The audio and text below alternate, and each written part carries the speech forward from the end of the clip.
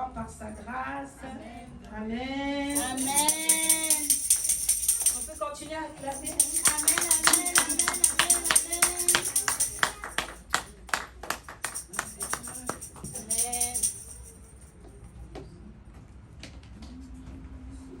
Amen. Amen. Vous m'entendez bien? Oui. Amen. Est-ce que je peux vous monter un petit peu, s'il te plaît? Merci, merci. Gloire à Dieu, je rends grâce à Dieu pour votre présence. Je bénis Dieu. Est-ce que vous avez passé un bon moment dans la présence de Dieu? Si tu as passé un bon moment dans la présence de Dieu, est-ce que tu peux acclamer pour le Seigneur? Est-ce que tu peux acclamer pour le Saint-Esprit qui nous a fait du bien? Je rends grâce à Dieu pour le passage de Nathalie. L'Esprit de Dieu s'est servi d'elle pour nous faire du bien. Absolument. Tu fais bien de l'encourager, tu veux l'encourager, tu peux bénir Dieu pour sa vie, tu peux lui rendre grâce pour la vie de Nathalie. Rends grâce à notre Seigneur. Là où tu es, tu vas simplement encore une nouvelle fois lui dire merci. Lui dire merci encore une nouvelle fois. Seigneur, nous voulons encore te dire merci. Parce que Seigneur, c'est toi qui nous as dit dans ta parole que Seigneur, la fin d'une chose vaut toujours que son commencement. Oui Seigneur, cette semaine peut-être n'avait pas bien commencé pour nous. Mais Seigneur, en étant en ta présence, elle terminera bien Seigneur. Voilà pourquoi nous voulons te dire merci. Parce que tu connais déjà tout Seigneur. Rien ne peut te surprendre et rien ne peut t'étonner de nous. C'est toi qui as dit que ce n'est pas nous qui t'avons choisi, mais c'est toi qui nous as choisis. Oui Seigneur, je me souviens Seigneur de Pierre qui pouvait se dire je suis qu'un simple pécheur.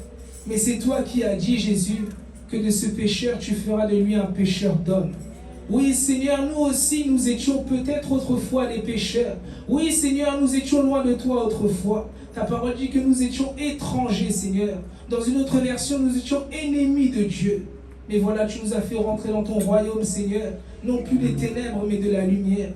Seigneur, que nous pouvons te dire d'autre Seigneur si ce n'est que merci. C'est pas nous qui t'avons choisi. C'est pas nous qui t'avons sélectionné. Non, Seigneur, nous n'avons pas fait le choix de Dieu, non. Mais c'est toi qui as fait ce choix. C'est toi qui nous as choisis. Et nous sommes devenus, Seigneur, des choix de Dieu. Oui, Seigneur, merci. Parce que c'est toi qui dis dans ta parole, qui a beaucoup d'appelés, Seigneur, mais très peu d'élus. Et voilà, tu nous as élus, Seigneur. Et tu nous as dit, Seigneur, d'aller, Père éternel, avec la force que nous avons, Seigneur. Oui, avec le dépôt qu'il y a en nous, Seigneur. Avec les bégaiements que nous avons, Seigneur. Avec notre petitesse, avec nos imperfections. Tu nous dis quand même d'y aller, Seigneur. Parce que tu ne regardes pas nos faiblesses, mais tu regardes à notre cœur, Seigneur. Oui, que tu puisses sonder les cœurs et les reins de tes enfants. Seigneur, personne n'est venu pour moi, personne n'est venu pour un homme, si ce n'est que pour toi, Seigneur. Alors que je puisse disparaître en ce jour, Seigneur, et que toi-même tu prennes la place, que tu puisses nourrir toi-même ton troupeau, parce que c'est toi qui dis que tu es le bon berger, celui qui donne sa vie pour ses brebis. Oui, tu dis aussi, Seigneur, que tes brebis entendent ta voix et ils te suivent, Seigneur. Que nous puissions te suivre durant tout ce moment. Et que nous puissions encore nous décharger, Seigneur. Oui, parce que mon frère et ma soeur, assurément, est venu avec un lourd fardeau, Seigneur. Mais toi, tu prends soin de prendre ce fardeau et de le récupérer, Seigneur. Que tout de nous disparaisse, Seigneur. Que nos soucis, Père éternel, que nos inquiétudes, Père éternel, que notre orgueil, Seigneur, puisse disparaître. Que notre faiblesse puisse disparaître. Parce que dans ta présence, tout disparaît, Seigneur. Oui, que ton feu vienne consumer, Seigneur, ce qui ne te plaît pas en nous. Et que ta parole, oh Dieu, soit comme un feu, Seigneur, afin de nous consumer et afin de nous délivrer, Seigneur, encore, dans le nom de Jésus-Christ. Seigneur, merci. Merci pour tout ce que tu fais. Merci pour qui tu es, Seigneur.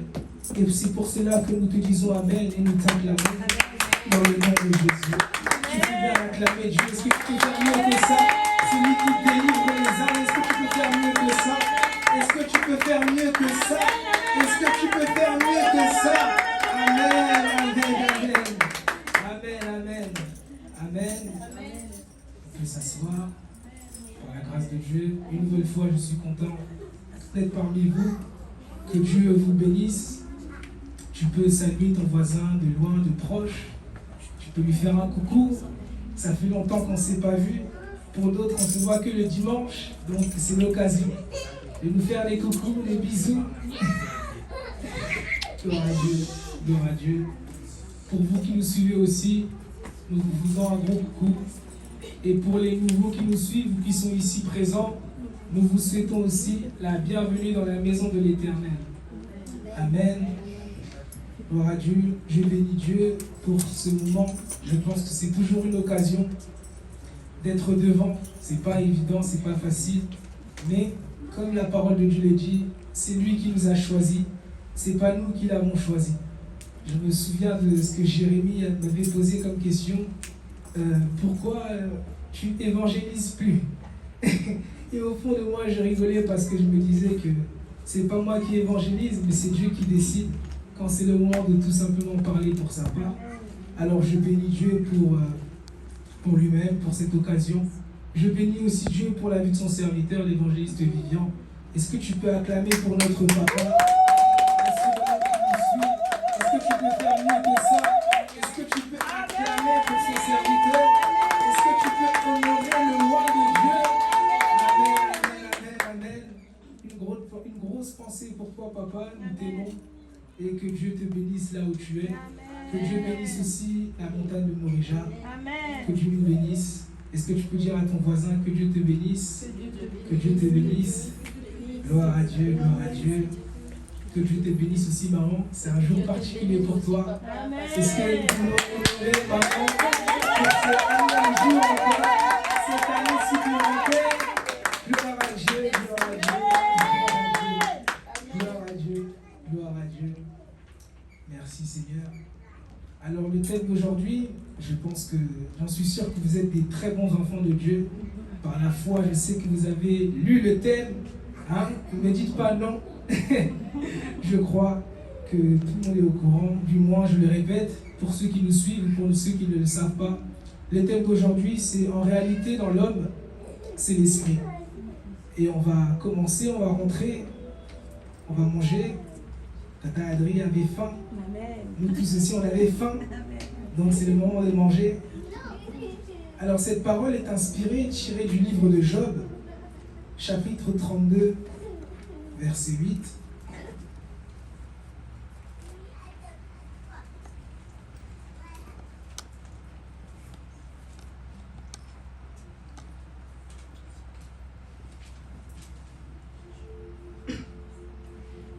Job, chapitre 32, verset 8. Est-ce que vous y êtes? Amen. Je lis la parole de Dieu. La parole de Dieu dit, mais en réalité, dans l'homme, c'est l'esprit, le souffle du Tout-Puissant, qui donne la capacité de comprendre. La parole de Dieu, je relis, nous dit, mais en réalité, dans l'homme, c'est l'esprit. Dans une autre version, on dit tout simplement, en réalité, dans l'homme, c'est l'esprit avec le petit e et non pas comme l'esprit de Dieu. Ici, Job est en train de nous dire, dans le livre de Job, Dieu est en train de nous parler, de nous interpeller, en nous disant qu'en réalité, l'homme, ce n'est pas que le corps, ce n'est pas que l'âme, mais en réalité, l'homme, c'est un esprit. Et pourquoi c'est important de comprendre que l'homme est un esprit? Parce que si on retourne tout simplement dans le livre de Genèse, vous allez voir que Dieu dit une chose, Dieu dit, faisons l'homme à notre image et à notre ressemblance. Et lorsque vous allez plus loin dans les Écritures, dans le livre de Jean, Jean nous révèle que Dieu n'est pas un corps, que Dieu est esprit. Et que ceux qui l'adorent doivent l'adorer en esprit et en vérité. Amen. Et cette base, elle est très importante. Pourquoi? Parce que le Saint-Esprit a dit beaucoup de choses au travers de son serviteur. Il nous a parlé des 7 alliances, il nous a parlé des différents esprits. Et c'est important de comprendre qu'on est dans un processus de délivrance. Et notre délivrance, elle est au-dedans de nous. Notre délivrance, ce n'est pas la délivrance seulement de notre corps. Ce n'est pas la délivrance seulement de notre âme. Mais c'est aussi la délivrance de notre esprit. Parce qu'en réalité, dans l'homme, c'est l'esprit. Donc, on ne doit pas chercher la délivrance du corps, mais la délivrance de notre être intérieur. Et qu'est-ce que la parole de Dieu nous a dit au travers de son serviteur? C'est qu'il nous a parlé des différentes ténèbres, parce qu'il y en a plusieurs, il n'y a qu'une seule lumière, mais il y a plusieurs ténèbres. Il nous a parlé des autorités, des dominations, des esprits méchants. Et on comprend que tout simplement, ces esprits-là, qu'on ne voit pas, mais qui existent, qui sont réels, c'est celle qui attaque la vie d'un homme. Vous savez, Éphésiens, plutôt Paul a dit aux Éphésiens quelque chose de très pertinent. Il leur a dit que vous combattez pas, nous ne combattons pas contre la chair et le sang, mais nous combattons contre les esprits. Souvent, est-ce qu'on s'en rend compte que des fois, lorsque on juge notre frère, lorsqu'on réprimande notre frère ou notre sœur, on est en train de pécher parce qu'on réprimande le corps, mais on ne réprimande pas l'esprit qui anime notre frère ou notre sœur. Je peux vous donner un exemple. Si moi, aujourd'hui, je viens vous voir et que je vous ai fait du mal, ne me réprimande pas, mais réprimande l'esprit qui m'a animé. Quel esprit m'a animé pour venir te dire du mal de toi ou de mon frère ou de ma sœur? C'est pour nous faire comprendre. Paul ici, plutôt le Saint-Esprit au travers de Paul, était en train de nous dire que, en fait, ne faites pas la guerre contre les hommes. Tout ce que vous voyez dans la société, tout ce que vous voyez dans les écoles, dans les entreprises ou autres, en réalité, vous ne faites pas la guerre contre votre directeur, contre votre collègue, mais vous faites la guerre contre des esprits. Ce sont des esprits qui contrôlent ces hommes ou ces femmes, et c'est ça qui crée des disputes, l'animosité. Si vous allez faire les recherches, comme on avait vu des 7 esprits qu'on nous avait cités, vous allez voir, vous allez comprendre que l'argent, toutes ces choses, les armes, toutes ces choses qu'on voit, ce sont des esprits qui sont derrière et qui ont animé des hommes pour faire le mal. Donc en vrai, dans ma position, je ne peux pas me lamenter. Je ne peux pas dire, Seigneur, pourquoi tu fais ça? Seigneur, pourquoi tu fais ça? Seigneur, pourquoi tu as permis ça? Non, parce qu'il y a des esprits. C'est la parole de Dieu qui dit que, en gros, je paraphrase, que le diable règne, si quelqu'un peut me rappeler le verset, parce que c'est une parole de connaissance, que dans le monde, je pense que vous connaissez cette parole, que le diable règne dans le monde. C'est pour nous dire que c'est pas moi, c'est pas un homme, c'est pas mon frère, c'est pas ma soeur le problème, mais c'est qu'il y a des esprits qui nous contrôlent et qui nous dirigent, que ce soit dans les provenances où on habite, que ce soit dans les lieux où on réside. Il y a des esprits qui sont là et qui combattent les enfants de Dieu, mais qui combattent aussi l'homme. Et pour nous aider toujours dans notre parole, dans notre enseignement, dans notre prédication, si on voit dans le livre de Genèse, ça n'a pas commencé avec toi et avec moi, mais ça a commencé avec le premier homme, qui est Adam. Lorsqu'on va dans Genèse chapitre 2, verset 17, je nous redonne le contexte. Dieu planta un homme du nom d'Adam dans le jardin d'Éden, afin qu'il le garde, afin qu'il le cultive. Et il dit une chose à Adam dans Genèse 2, verset 17. Il dit, même un peu plus loin, on peut aller même jusqu'au verset 15, il dit, l'Éternel Dieu prit l'homme et le plaça dans le jardin d'Éden pour qu'il le cultive et le garde. Verset 16, l'Éternel Dieu donna cet ordre à l'homme, tu pourras manger les fruits de tous les arbres du jardin, mais tu ne mangeras pas le fruit de l'arbre de la connaissance du bien et du mal, car le jour où tu en mangeras, tu mourras, c'est certain. Je relis, l'Éternel Dieu prit l'homme et le plaça dans le jardin d'Éden pour qu'il le cultive et le garde. L'Éternel Dieu donna cet ordre à l'homme, tu pourras manger les fruits de tous les arbres du jardin, mais tu ne mangeras pas le fruit de l'arbre de la connaissance du bien et du mal, car le jour où tu en mangeras, tu mourras, c'est certain. Je me suis posé la question, quand il disait tu mourras, il parlait de quoi? De la mort de l'âme, de la mort du corps. Qu'est-ce qui allait se passer pour le sort d'Adam? Et vous allez voir que l'homme n'est pas mort physiquement, mais il est mort spirituellement. C'était de cette parole-là, c'était de ça dont Dieu d'abord disait que l'homme, en péchant, en goûtant le fruit défendu, en laissant les portes aux malins rentrer dans sa vie, il allait mourir spirituellement. Et vous allez voir que le péché est entré et passé par un seul homme. Et par cet homme, tous, nous avons péché. Et c'est pour dire quoi? C'est que lorsque Adam, tout simplement, avait désobéi, il ne s'est pas rendu compte qu'il a laissé entrer les esprits. Si vous regardez bien dans Genèse chapitre 3 qui suit juste après, vous allez voir l'attitude de Adam. Adam, lorsqu'il a péché, lui qui n'avait jamais eu peur de Dieu, il a eu peur. Il s'en est éloigné. Lui qui avait toujours l'habitude d'aimer la présence de Dieu, il a commencé à fuir la présence de Dieu. Lui qui s'est jamais regardé, il a commencé à regarder sa nudité. C'est pour nous dire que le péché ouvre des portes à des esprits. Lui qui, au départ, était heureux parce que Dieu lui avait donné le désir de son cœur, il a fini par dire à Dieu, mais c'est toi qui m'as donné cette femme. Pour nous dire que Adam, dans son ignorance, dans son péché, il a commencé à faire rentrer, à vivre des expériences qu'il ne vivait pas autrefois.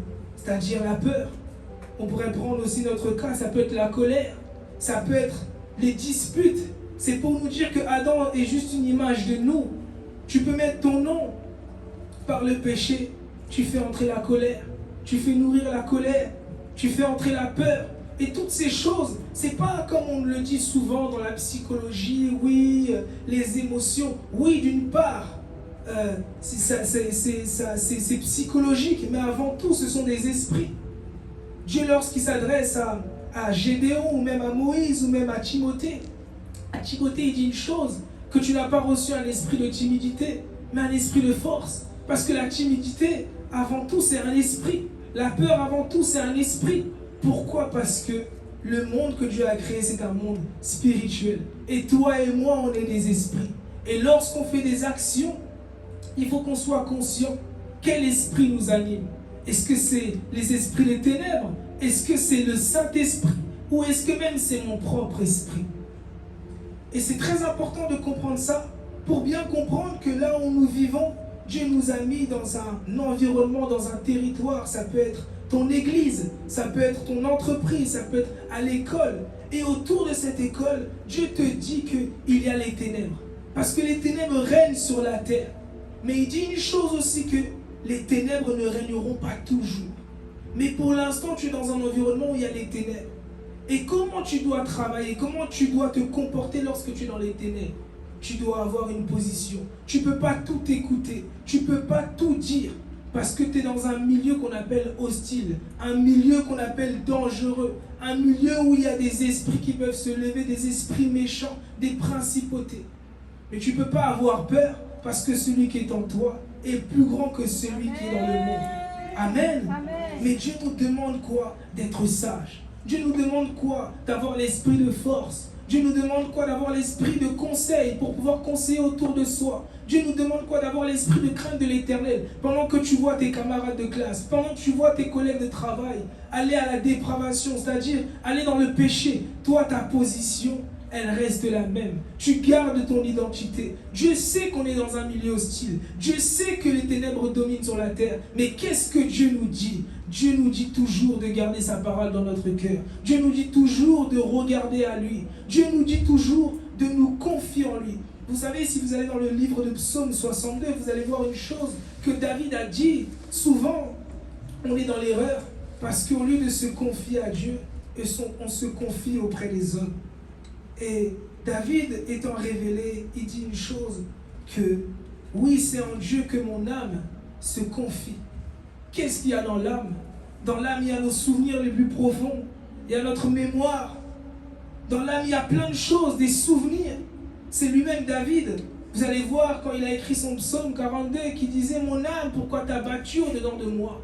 Il commence à se souvenir de ce Dieu qui était là, qui lui avait dit des promesses, mais qui ne le voit pas. Son esprit était conscient que Dieu n'abandonne pas. Mais son âme lui disait « Moi, je me souviens quand on était, mais là, je ne vois plus. » Et c'est pour nous dire qu'au-delà d'être des esprits, on a aussi une âme.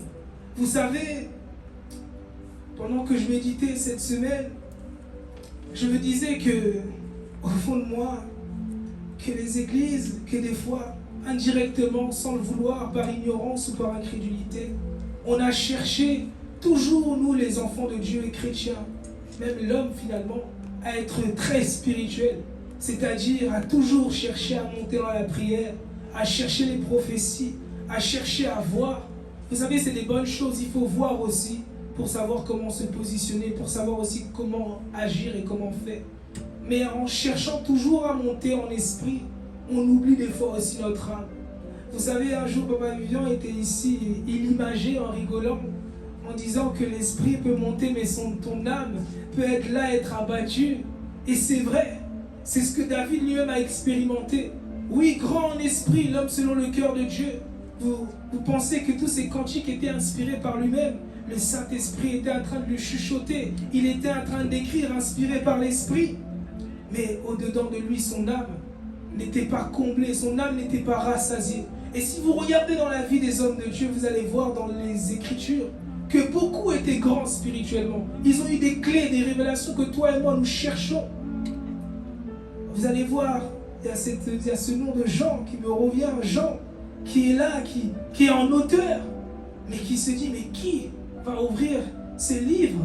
Qui est digne? Parce qu'il regarde le monde, il se dit, mais j'ai trouvé personne. Et le Seigneur lui donne une parole.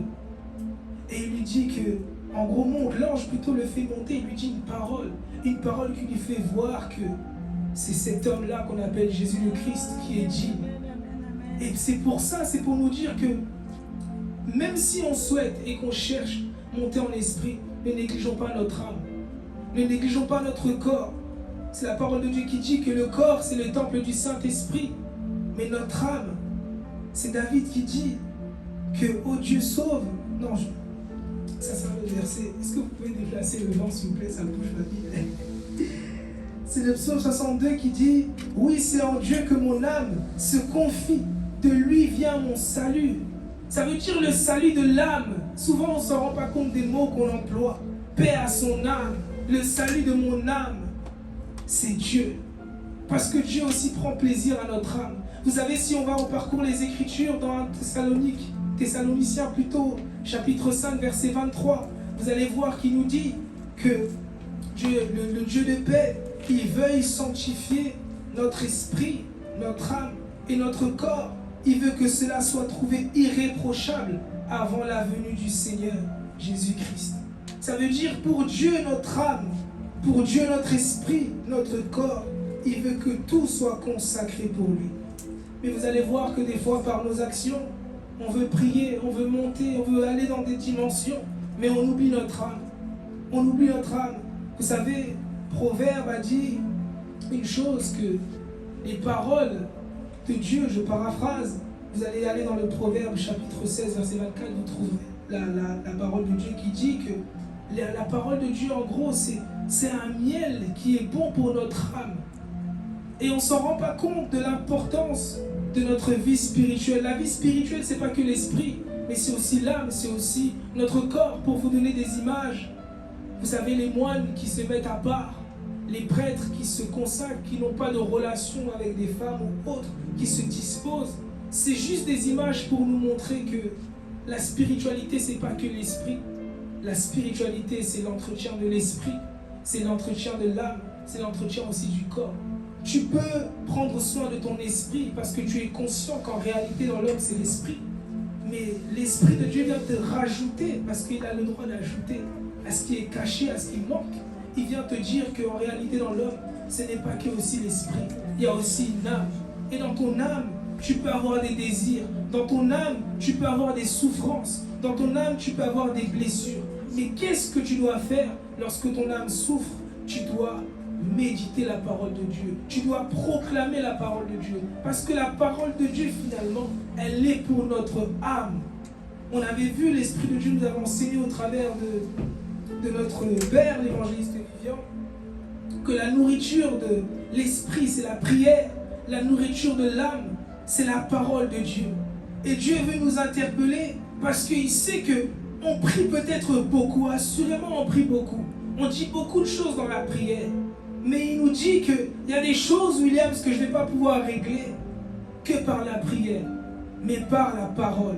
C'est Jésus qui dit aux disciples, mais vous ne savez pas qu'il y a des esprits qui ne se chassent que par la prière et par le jeûne.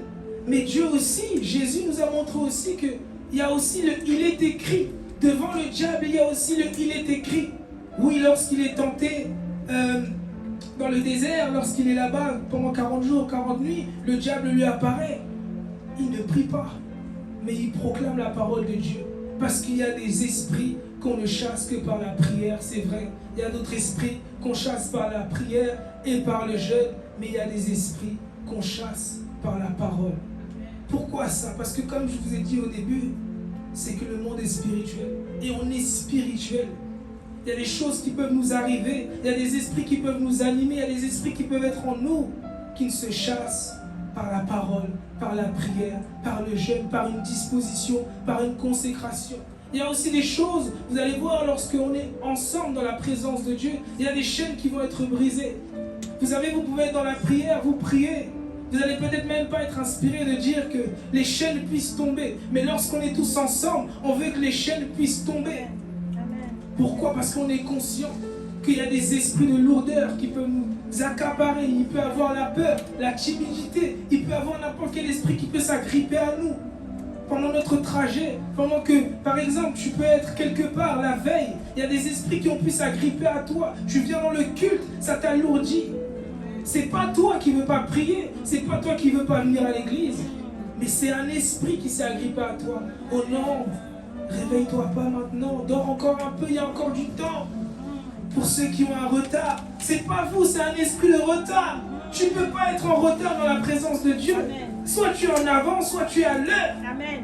Parce que lui, il ne se donne, il dort, il est à l'heure. Il est là quand on a besoin de lui. Il est là lorsque tu cries à ma Père. Il est là, il te dit pas bon, attends, Tata Adri, attends. Non, il est là. Amen. Alors nous aussi, lorsqu'il a besoin de nous, en plus, l'Esprit de Dieu nous a enseigné que pour nous, le dimanche, c'est sacré. Amen. Que la société ne vous fasse pas croire que le dimanche n'est pas sacré. Si vous voyez la discipline que les musulmans ont pour le vendredi, à côté de nous, c'est rien. Ils peuvent même faire ceci, ils se déplacent, ils vont à la pause, ou même quand il n'y a pas la pause, ils savent que c'est la prière, ils vont dans leur coin, ils mettent, même s'il n'y a pas le tapis, vous allez voir des hommes ou des femmes qui vont vous attacher quelque chose, ils vont commencer à prier, et ils reviennent comme si de rien n'était. Et les frères les ont couverts. Mais nous, qu'est-ce qu'on fait? Quand on nous dit allons dans la maison du Seigneur, quelle disposition nous prenons? C'est Paul qui dit, plutôt dans la conversation entre Paul et Dieu, Dieu est en train de dire que dans ta faiblesse, je me glorifie. Ça veut dire Dieu sait qu'on est faible. Dieu sait qu'il y a des esprits qui sont en nous, qui nous affaiblissent. Mais qu'est-ce qu'on fait lorsqu'on est faible? On doit tourner notre regard vers Dieu. C'est David qui dit, mon âme se confie à Dieu. Ne te confie pas toujours à Papa Vivian, parce que Papa Vivian peut voyager. Un jour, il peut dire, moi aussi, je suis faible. Moi aussi, un jour, je peux te dire que je suis faible. Mais confie-toi en Dieu, parce qu'il ne faillit jamais. Parce que lui, il ne faiblit jamais. Amen. Amen. Amen. C'est pour nous interpeller que Dieu sait. Dieu est au courant de nos situations. On a demandé des choses à Dieu. On a beaucoup prié. On a beaucoup demandé. Mais c'est quelles sont nos dispositions? Parce que les ténèbres seront toujours là et pendant un temps. Mais c'est quoi nos dispositions? Quelles sont nos dispositions? La parole de Dieu nous dit, résistez au diable. Vous savez, moi j'ai l'impression, peut-être moi aussi, j'y crois, je m'inclus dedans. On a négligé la parole de Dieu. Parce que, vous savez, quand vous écoutez toujours quelque chose en boucle, vous prenez plus plaisir. Vous savez, si on va toujours au Chicken Spot, qui est en plus à côté de notre salle, on va finir par perdre le goût du Chicken Spot. Vous savez, quand vous avez vos parents qui sont encore là, le fait de vous les voir tous les jours, à un moment donné, tu peux dire, oh maman, après. Mais quand maman n'est pas là, tu viens durant la nuit, maman, t'es là. Maman, elle n'est pas là, tu sens le vide. Et on est devenus des hommes spirituels habitués à qu'on nous parle toujours de la parole de Dieu, mais sans réellement creuser. Et vous allez voir qu'à cause de ça, il y a des choses qu'on vit. Il y a des choses où on ouvre des portes. Il y a des choses où c'est nous-mêmes. Des fois, on est là, on martèle, on dit c'est le diable, c'est le diable. Il était là-bas pour lui, comme Lucifer, là-bas, en train de louer là-bas aussi pour se recharger. Et après, venir ici se transformer, commencer à nous combattre. Mais il était là-bas loin pour lui. Mais toi et moi, qu'est-ce que nous faisions? Vous savez, c'est pas pour rien que Dieu nous a donné un code de la route. Vous savez, la parole de Dieu, elle a dit que c'est par Moïse qu'est venue la loi. C'est par Jésus-Christ qu'est venue la grâce. Mais vous allez voir que Paul nous a dit une chose pour nous révéler les deux clés liées à la loi et à la grâce. Il a dit que Christ, c'est la fin de la loi. Mais en réalité, Christ, c'est l'accomplissement. C'est ce qu'il est en train de dire. La loi, c'était qu'une nombre des choses à venir. Mais en Christ, il y a tout. Amen. Il y a les trésors de la sagesse, de la connaissance. Amen. Amen. Vous savez, souvent je me dis que si je suis en Christ, j'ai même plus besoin de trop étudier. Parce que comme Christ, en lui, il y a toute la sagesse, toutes les connaissances. Il peut m'inspirer des choses que les bouquins ne peuvent pas m'inspirer. Ça veut dire pour toi qui entreprends, il y a des choses que l'Esprit peut te dire de faire. Et ça marche. Parce qu'en lui, il y a tous les trésors, toutes les choses cachées, tous les mystères, toute la connaissance que les hommes n'ont pas. C'est la parole de Dieu qui dit que Paul a vu des choses que les yeux n'ont point vues. Il a entendu des choses que l'oreille n'a pas entendues. Quelles sont ces choses-là? Qu'un homme ne peut même pas expliquer à un autre homme. Ça veut dire, quand les gens te posent la question, mais comment tu fais pour suivre Jésus-Christ? Tu ne peux même pas lui expliquer, parce que ce que tu as entendu de Jésus, ce que tu as vu de Jésus, toi-même, c'est un mystère pour toi. Quand on nous pose souvent la question, mais qu'est-ce qui vous fait dire que ce Jésus est Dieu? Et je ne peux rien t'expliquer, je ne peux même pas te l'expliquer. Tu peux que vivre l'expérience. Tu peux que le toucher pour comprendre c'est quoi réellement ce Jésus-Christ qui est Dieu, qui est passé par Marie, qui est sorti comme un enfant, qui a grandi. On ne peut pas te l'expliquer. Et c'est pour nous dire qu'il y a des mystères, il y a des choses qu'on va vivre seulement en nous rapprochant de Dieu par l'aide de son esprit, mais aussi par sa parole. Vous savez, je dis mon propre témoignage moi-même. Je pense que j'ai beaucoup cherché et je voulais beaucoup monter spirituellement, travailler beaucoup l'esprit, mais j'ai négligé mon âme. J'ai travaillé assurément pour mon corps, pour rester disposé, mais l'âme a besoin aussi d'être arrosée. L'âme a besoin des bonnes paroles, et c'est la parole de Dieu qui nous le dit. Je vais lire le Proverbe, chapitre 16, verset 24, pour nous aider. Il dit une chose, que le sentier de la vie, là je me suis trompé, Proverbe 16 plutôt, excusez-moi, Proverbe 16, verset 24, voilà. Les paroles agréables sont un rayon de miel, elles sont douces pour l'âme et porteuses de guérison pour le corps. Les paroles agréables, quelles sont ces paroles agréables? C'est la parole de Dieu, il n'y a rien qui peut être agréable que les paroles de Dieu. Parce que même si mon frère ou ma soeur me dit tu es jolie, il peut me dire peut-être avec un sentiment, mais Dieu me dit je t'ai fait à mon image, à ta ressemblance. N'aie pas peur, n'aie pas honte de ton visage, n'aie pas honte de qui tu es, parce que quand je te vois, je me vois. Ça, c'est des paroles agréables.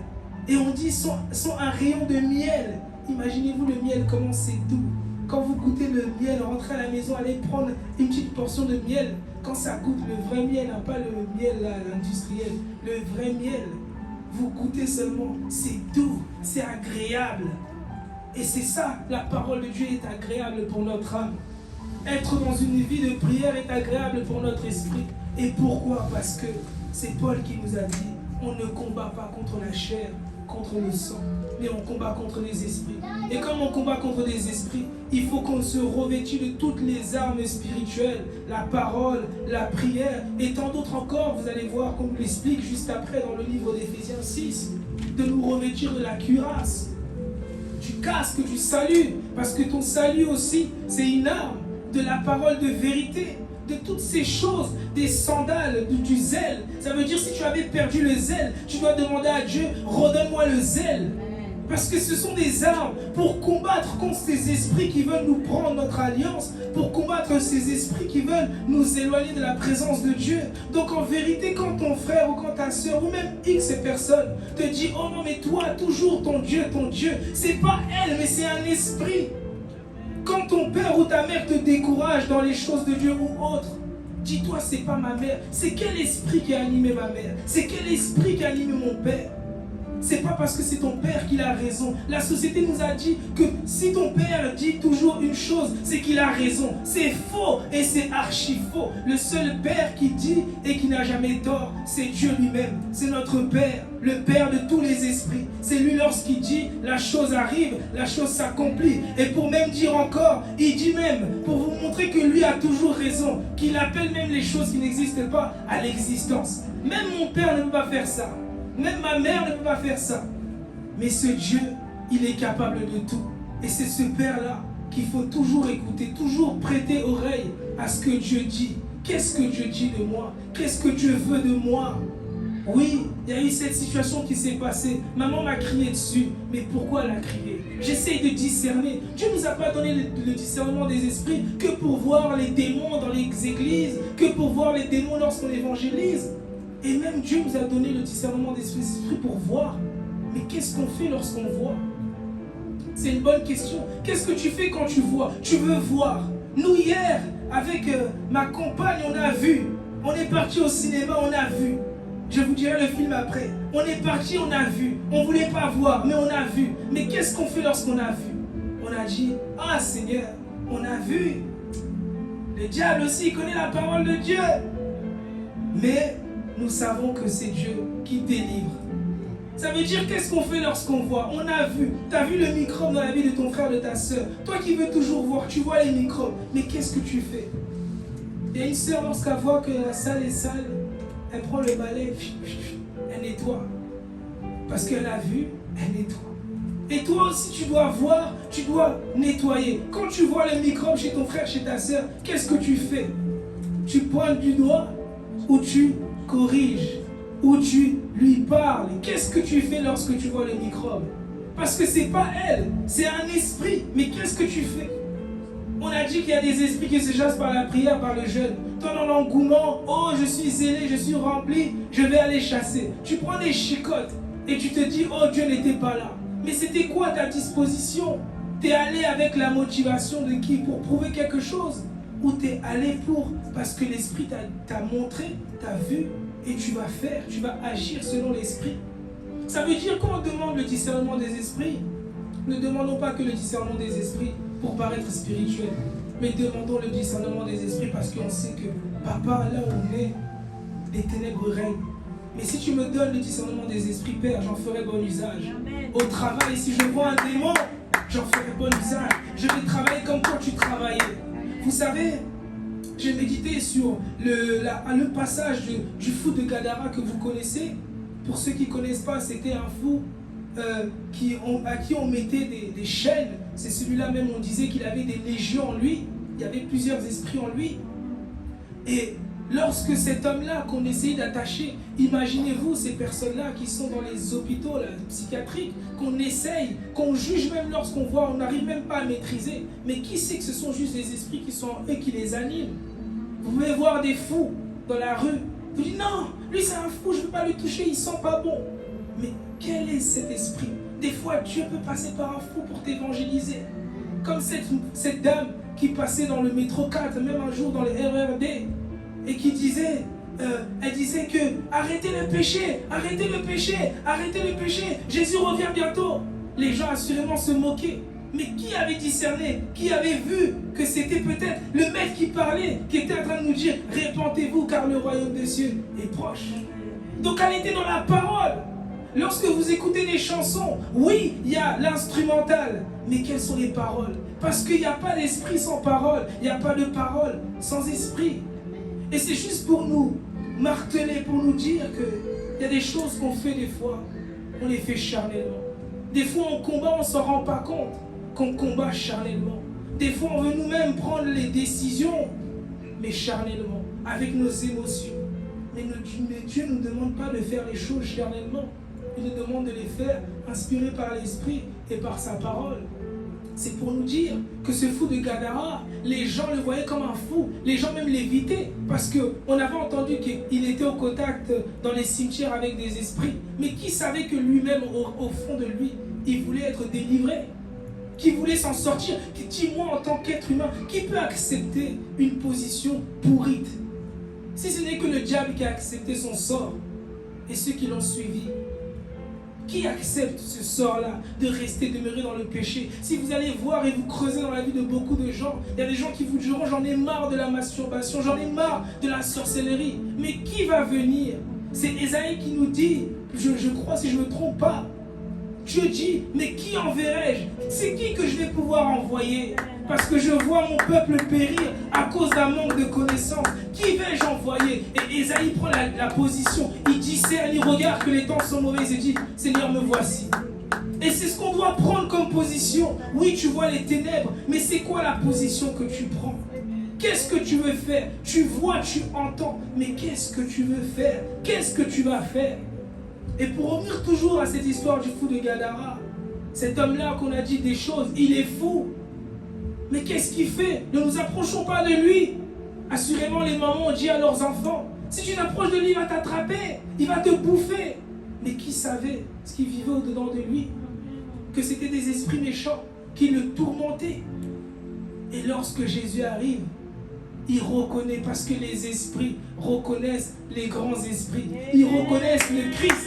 Et ils ont reconnu le Fils de l'homme en disant, mais que nous veux-tu, Fils du Très-Haut? Que nous veux-tu? Et il leur a demandé qui ils étaient. Et il a discerné. Il n'a pas regardé comme les hommes. C'est ça que l'Esprit est en train de nous dire. Ne regardons pas comme les hommes. Parce que les hommes, des fois, peuvent nous amener dans les erreurs. Nos familles peuvent nous amener dans les erreurs. Qui t'a dit que cet homme-là, il n'est pas bon pour toi? C'est par quel œil tu as vu? Au moins dans ma culture, au moins dans ma société, moi dans mon entreprise, moi dans mes convictions, moi dans mes valeurs. Moi, j'ai pas grandi comme ça. Qui t'a dit? C'est l'esprit ou c'est un autre esprit?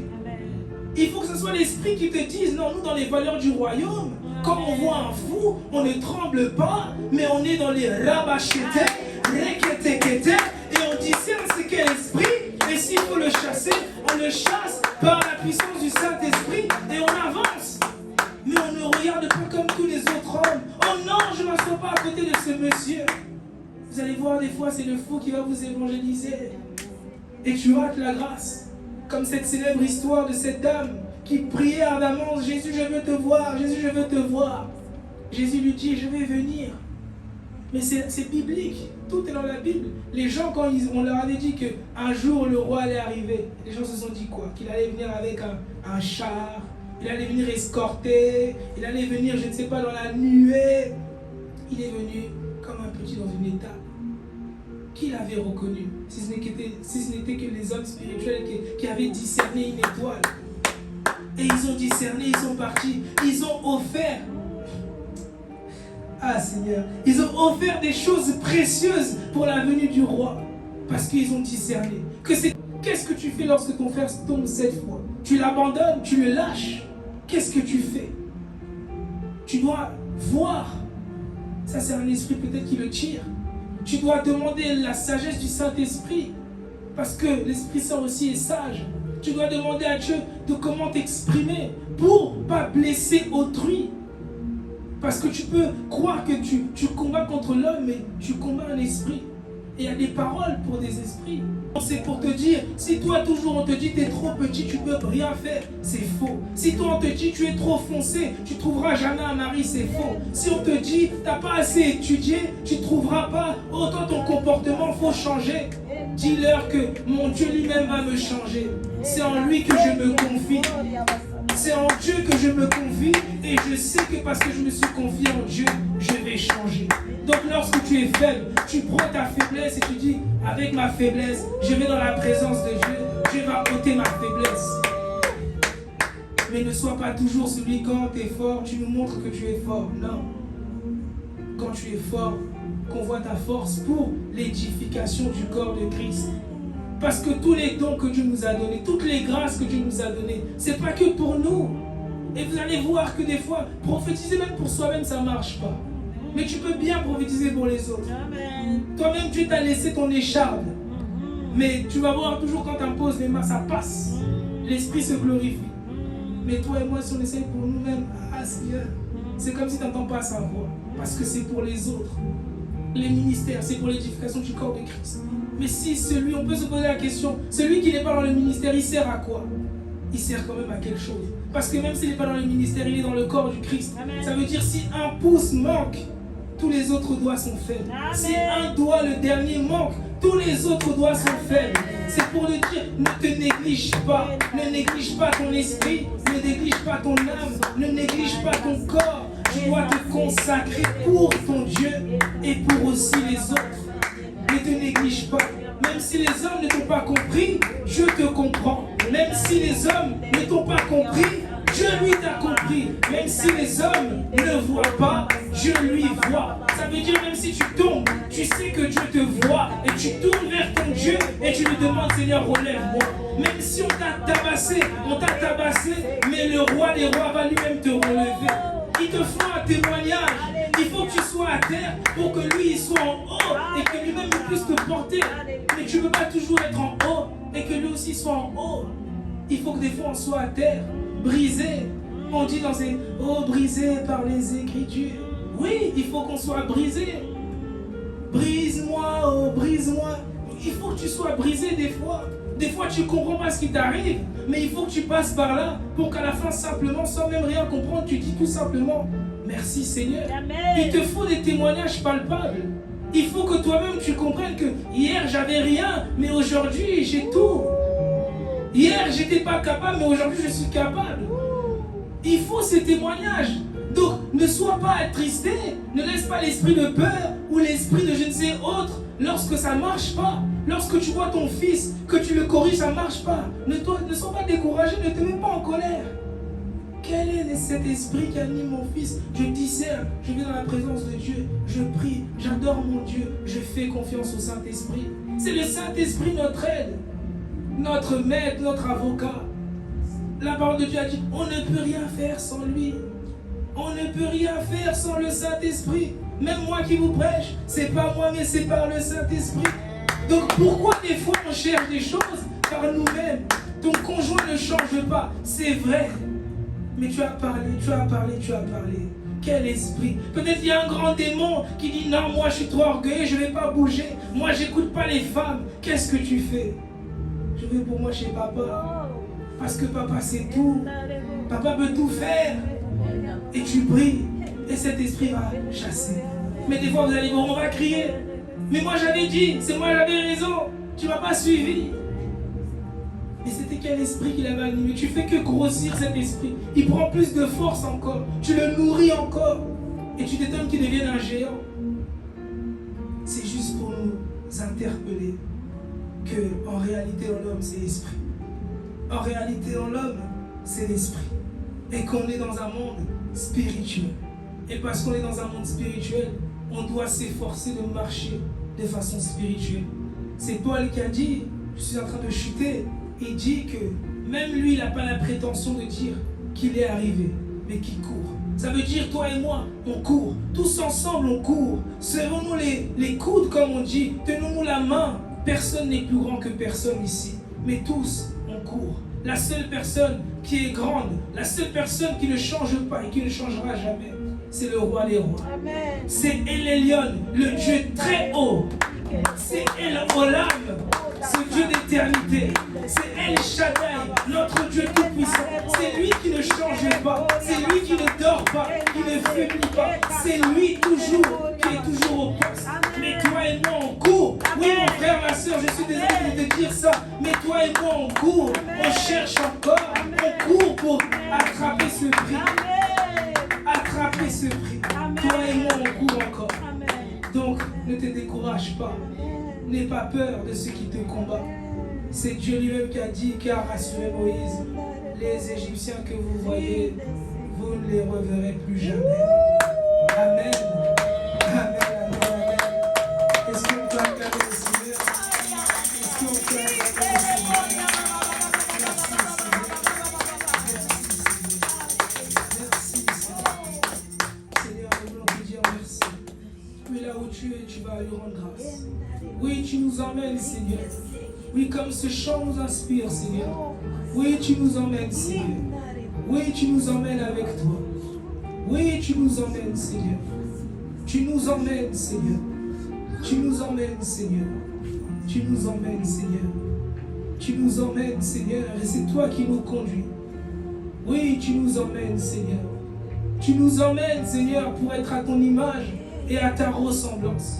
Oui, tu nous emmènes, Seigneur, pour te ressembler. Oui, tu nous emmènes, Seigneur, pour faire comme toi. Oui, tu nous emmènes, Seigneur, pour être comme toi.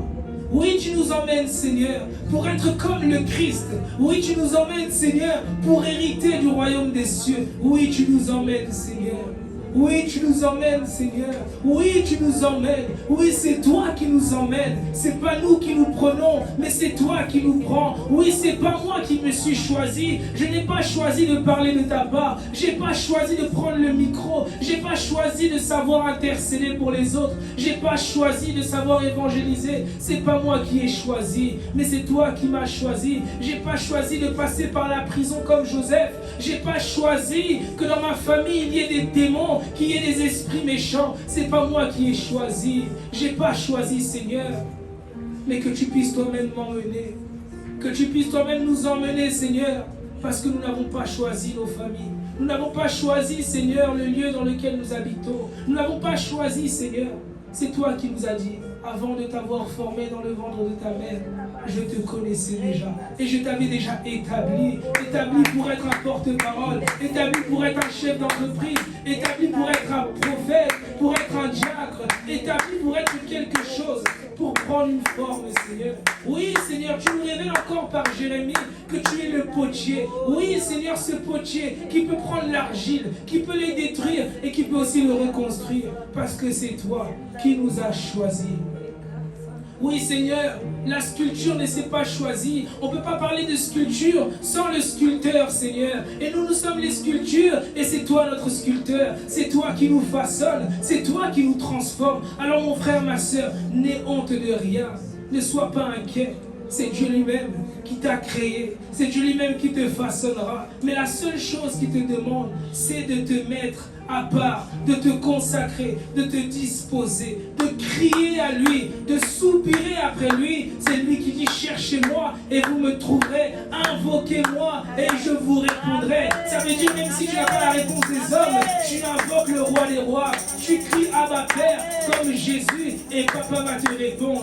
Parce que le Père n'abandonne jamais ses enfants. Il n'a pas abandonné Jésus à la croix. Pourquoi il t'abandonnera? Les Écritures nous disent que nous sommes co-héritiers avec Christ, que nous sommes frères, les frères de Jésus. Même si tu es seul, même si tu es fils unique, tu as un grand frère qui s'appelle Jésus. Même si tu n'as plus de père, plus de mère, tu as un frère qui s'appelle Jésus. Tu as un papa, tu n'as pas de famille, c'est vrai, mais tu as un père, tu as un frère, tu as des sœurs dans le Seigneur. C'est pour nous dire que ne laisse pas ces esprits te faire croire que tu es un orphelin, mais tu es un adopté d'une très grande famille, d'une très grande famille. La parole de Dieu nous dit qu'il y a une grande nuée de témoins. Ça veut dire, toi et moi, on fait partie de la grande famille avec Paul, avec Timothée, avec Pierre. Ce sont nos frères dans le Seigneur. Même si on l'a appelé apôtre, c'est mon frère dans le Seigneur. Abraham, c'est notre grand-père.